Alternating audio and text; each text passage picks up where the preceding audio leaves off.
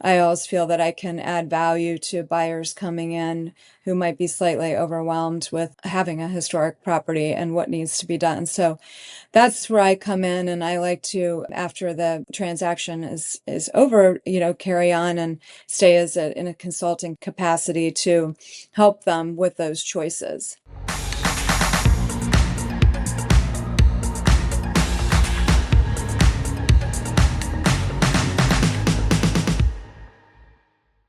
Hi, and welcome to Chatham Coffee Tour. I have my guest today is Inga Walker. Inga moved to Chatham about a year ago to be her first full winter. It was quite a doozy, right, Inga, getting here. But she was a summer family that spent a lot of time in Chatham and has a neat historic preservation background. So welcome, Inga. Thank you for having me today. Yeah, thanks for coming. So tell me, this was your first winter and it was a really rough one. How did you survive? Well, I actually enjoyed it, even though the weather was kind of crazy. Really, in Chatham, it's so festive throughout the fall, and the weather is super nice, and there's so many things going on. So, all the way up through December was wonderful. And then into January, it just was a good time to get organized and get projects done, do a little travel, and get ready for the spring. In December, and one of my highlights in the winter was having a pop-up shop downtown Chatham. And I rented space for a long weekend for the holiday stroll. And I premiered my brand called Barcliff Home, which is it's a restoration company. I do furniture restoration and repurposing of vintage and reclaimed pieces. And so it was really successful.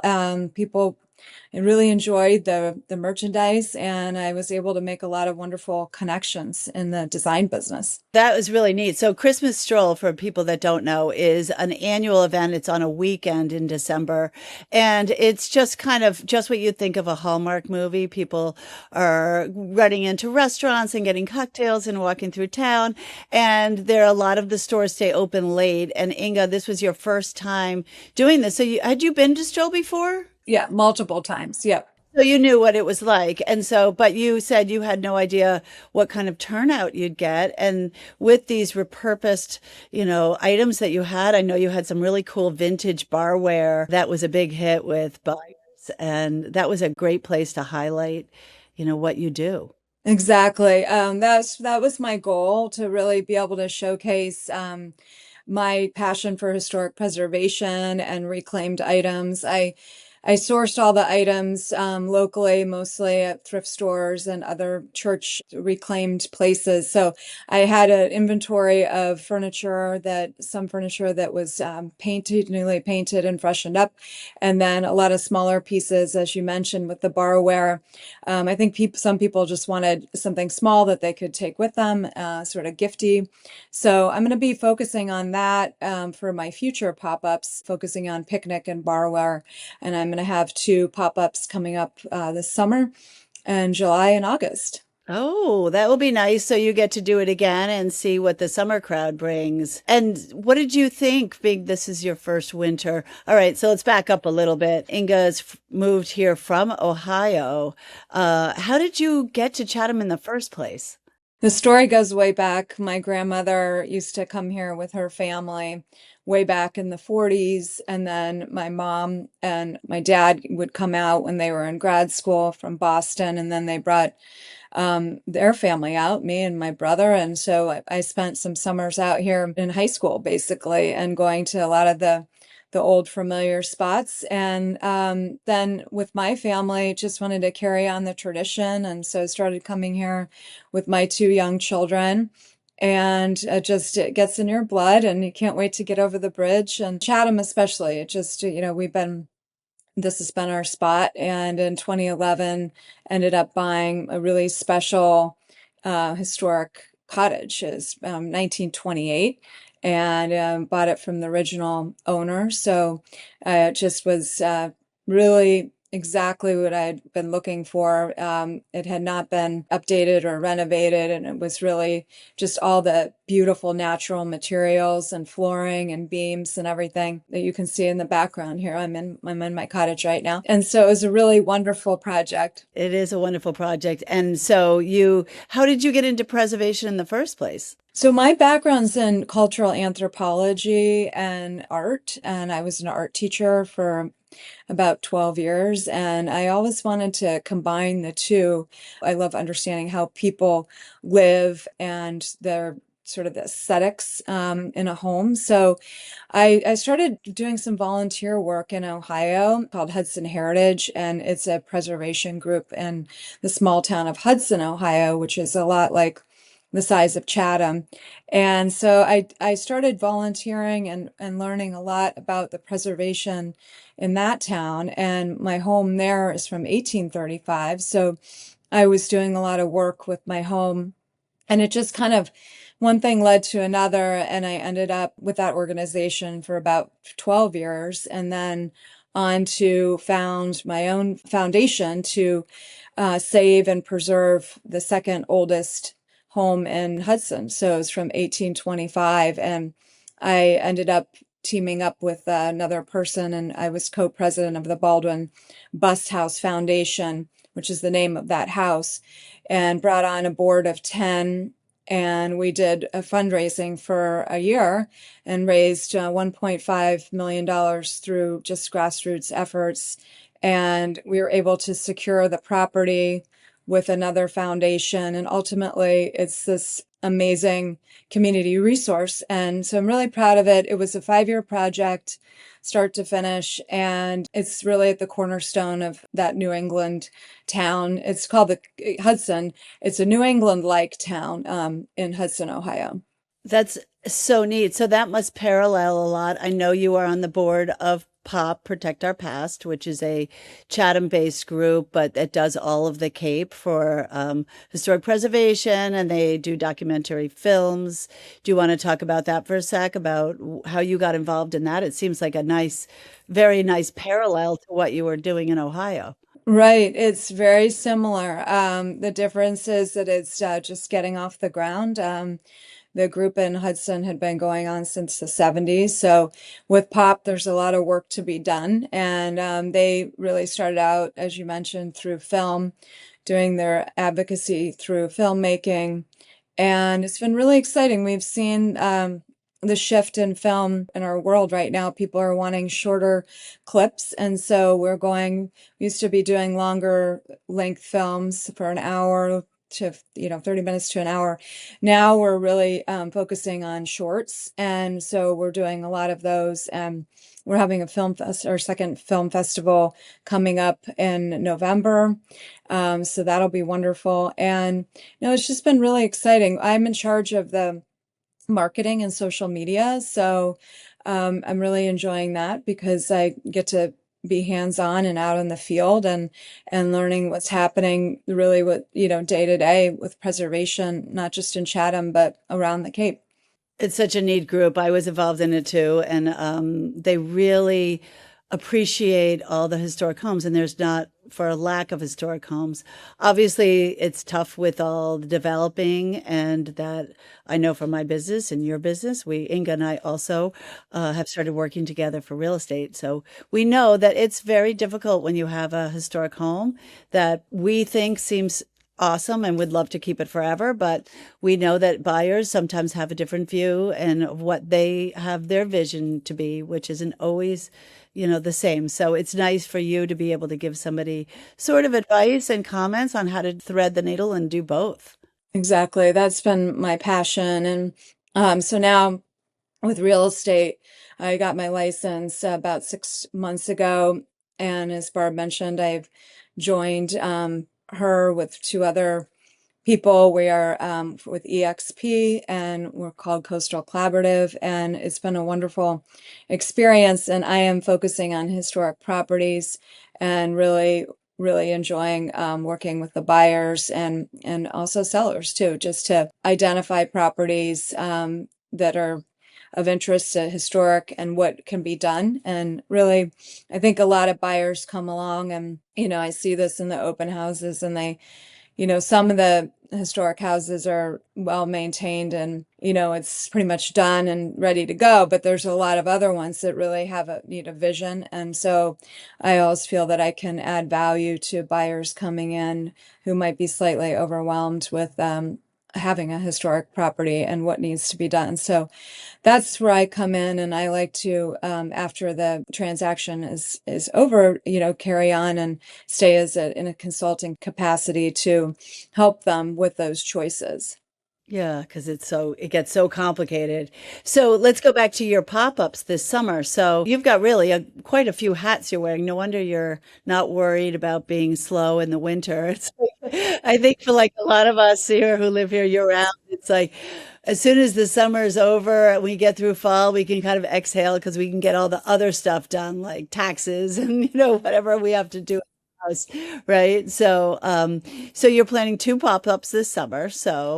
And you're going to be doing the same with your vintage items and stuff that you've procured for the sale, right? Yes. And where's it going to be again? So it'll be held at the Methodist Church in Chatham, right on Main Street. They have twice a summer, they have vendors come for a vendor show of different sorts. So I'll be there, and there's a chance I might be doing a third pop-up on Memorial Day weekend, but that's TBD at this moment. That's great. And tell me, all right, so if it is a very busy summer day and you are, hanging with your kids and it's mobbed in town, where is your little hideout? Where do you like to go to escape the crowds? I stay around my cottage actually. So very close to the beach, Lighthouse Beach, but as part of Lighthouse Beach where not a lot of people go. So I usually head out there and have a lot of beach time. I also love to walk, so I do a lot of beach hiking. And one of my favorite spots is if you go to Morris Island, up at the top lookout, you can park there and then take a little walk down through the neighborhood to the trail. And it gets you down to a really, really special beach. And so that's another favorite place. And then my last favorite hike that I just took was up in Provincetown in the dunes where the artist shacks are. So really cool spot. Great hike, hour out to the ocean, hour back. It's a long one, but you get to see all those historic dune shacks that the famous artists have used over the years. So Oh, that's so neat. And that's a public trail, so you can go and hike that. yes, I've never done that one. Oh, yes. I've done the Morris Island one, and I love that because you really, even though you might pass people on the trail, when you get to the beach, it feels empty and it feels like you've got your own spot. Yep. So it's a very special spot. Oh, that's great. And what are you looking forward to the most this summer as things kick into gear? And we're switching from sort of the doldrums still of the fog and brown season, I kind of think of it as. What do you like to do for the summer? What are you looking forward to? I'm looking forward to the nice weather. So, and just being able to do all these activities outside. And I want to get into biking a little bit more as well. And one of the things, because I work remotely and I'm always at my laptop at my house, I set up outside. So, I work under, on my patio. So that's one of my new things because then I can feel that I'm really in touch with nature while I'm getting my work done. That's neat. Do you have an awning there? Umbrella, and then I bought a really cool laptop thing that has little visors, so it keeps it cool and it doesn't let light into the screen. So I need to get one of those because I love the same. I love to go out onto the deck and there's a little pond behind my house, so it's quite scenic, but and it's bright and sunny and I love sitting in the sun, but I also like it's sometimes hard to see the screen. Working out there, so I have to do a combo. right. Yeah, great. And what have you found that you surprises you about Chatham, switching from kind of a summer resident to a year round? I actually have really loved it and I've really embraced the off season. And I think the hardest part has been the weather, but that aside, I think the community here year round is so special. and I've made so many great friends, and I think it's been very active in terms of things to do Cape Wide with restaurants and music and all sorts of things and access into other parts of New England. So as much as I'm excited for summer, there's a little ounce of like, ooh, I'm going to let other people, this whole summer group, into this little world. And so I think it's going to be a wonderful switch to the summer, but I think I'll get really excited to get back into the small knit, close knit community this fall again. So I think it's a good balance. I don't think I'd want it to be the way it is in the summer year round. I agree with you because same thing. I get so excited when the summer comes, and all of a sudden, all my friends I grew up with summering here are returning and their families and catching up. But by the time Labor Day rolls around, I start to look forward to, oh, it's great. And you go out at night and you know everybody in the restaurants, and it's really kind of fun. And the other thing I'll mention is I do love to sail. And so I own a day sailor. So another historic part of my life, historic thing that I own. So it's 1971 Day Sailor 1 series. And so I was really excited because I wanted to buy that class of boat. It took a while to find one that was in good condition. I found it up in Michigan.